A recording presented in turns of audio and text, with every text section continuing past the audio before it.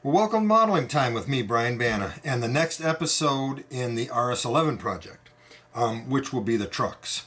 So, without blabbing on anymore, let's get the camera set up and I'll show you what's going on with the trucks and why I chose the trucks that I use and things like that. So, let me get the camera set up.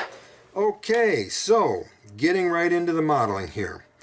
I have three choices in trucks. Use the original Kato design trucks, which is what I used. Use the China or the Atlas China trucks, which have the individual brake cylinders on them, which I didn't use.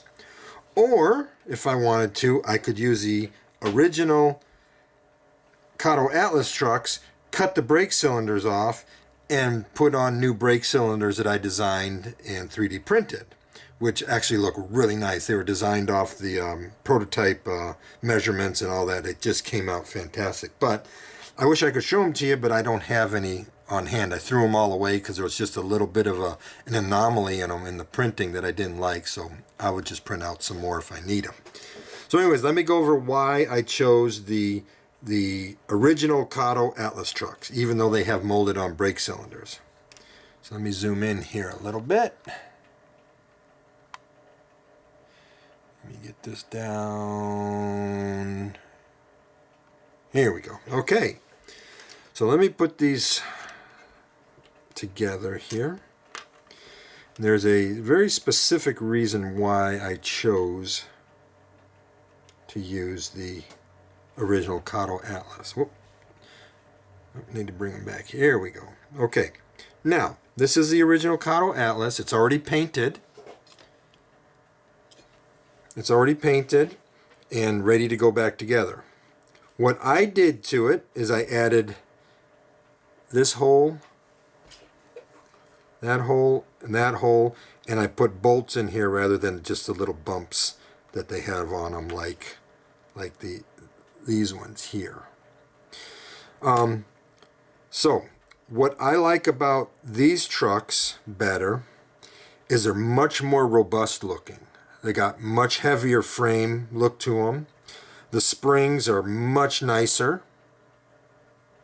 They're packed in pretty good, and they just overall look better.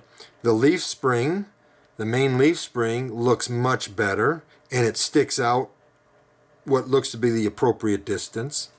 Also, on the original Kato truck, right here, from here to here, there's a bulge in the frame. So the frame goes straight, then it bulges out, and then it goes straight again. That's supposed to be there.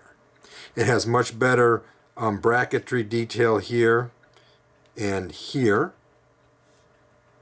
And overall, it just looks better. Other than the molded on brake cylinders, but that's something I can live with. Other people can't live with that. I can live with that. Because again, these models are for operating, for running, for getting together with your friends and having, good conversation, joking, and running trains. I run with the sipping and switching. This kind of detail is lost on everybody. Nobody cares. So anyway, now going to the Atlas China frame, the only thing that it has going for it is the individual brake cylinders. They are larger, which make the truck look better. They are larger than the Kato ones, of course. And because they stand off, they look great. But, I got no more grippies on my fingers. I don't know what happened to them all. Anyway, so this frame piece here, it just goes straight across. It doesn't have the bulge in the middle. It doesn't have the little rectangular detail in the middle.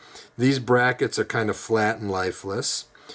This frame portion down here is not as hefty looking as the Kato designed one.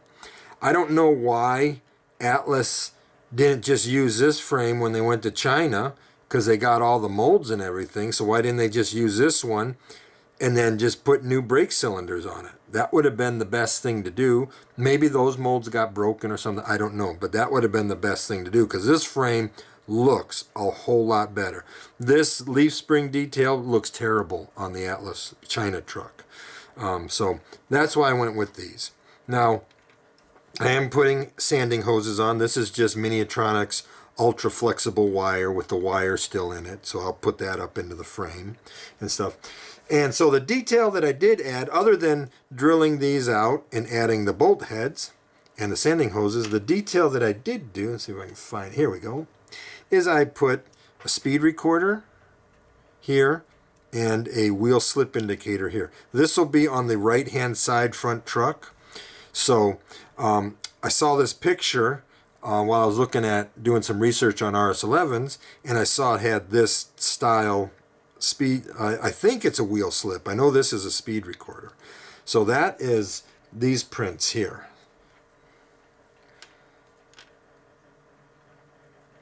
Let me get back here. There we go. That's these prints here. So I made this cylinder right here because looking at the prototype photograph, it looked like this speed recorder was just stuck right in through the standard journal cap. So I drilled a hole and put this speed recorder in. I drilled out the end so I can put a piece of wire in here. I still have to put the wire into these. And there's some gussets on there. There's some bolt heads. So I'm saying about the 3D printing. This stuff, I don't know if it'll come out, if it'll focus on that. No, it's too close. There we go. This stuff gets all the bolt heads, all that fine detail, and it's really, really nice. I like it a lot. So I've got gussets on the sides and all that, so it looks great. And then this here is the wheel slip indicators. So this goes flat onto these side frames. So what I've done is for this journal, I don't want to destroy these screw head or these bolt heads here. So what I do is I bring the mill down to where it just barely touches the top of these bolt heads that go around the journal cap, and then I mill the cap flat. And the diameter, the outside diameter of the flange plate on these is the same diameter as that journal cap. So then all I have to do is just glue it right on, and it works out great. So that's what I got going there. So right now, these trucks, all of this stuff, has been, the first thing I do is take them apart and fully clean them. Get all the grease out, get everything out of them, make them look like they just came off the press. Then I wash them, and then I paint them. So they're painted with Mr. Hobby, Mr. Surfacer 1500 black. These are the pickup strips. What I do is I put pipe cleaners in the holes for the axle holes, and then I solder new wires onto them. I grit blast them, and then I paint them black. Put a clear coat on them, and then put a satin varnish on them. That's what all of these have, the satin varnish, the same thing. I have to take this apart, clean out the insides from grit blasting and stuff. There's still some residue in the insides, but that's easy. And then put the gears back in, lube everything up, and those things are ready to go. So that takes care of the trucks. The trucks are basically all done. Actually, next time you see them, they'll be all together. I'll probably put them together tonight. I'll get that done tonight. And then I just have to put the wire in the speed recorder and the wheel slip indicator. So that takes care of that video. I hope you enjoyed that, and we'll just move quickly through these and try to, not drag them out and just get them done. All right, so that takes care of basically the trucks. There's not a whole lot to them. There's not a whole lot of detail going on them, just a little bit. But I like the way these trucks look. And when I did the two models that I did in 2 3/4 days, after putting the trucks on and all that, the satin finish, the satin varnish and the stuff, everything looked really nice. I liked it a lot. So that's what I'll be doing to these. I'll get these together tonight, and that way I can get them under the frame so while I'm doing some other stuff. I am going to do a little bit of detailing on the frame. Not a whole lot, but just enough to give it some, pizzazz going on. So anyways, thanks for watching. I really appreciate it, and I'll catch you on the next video.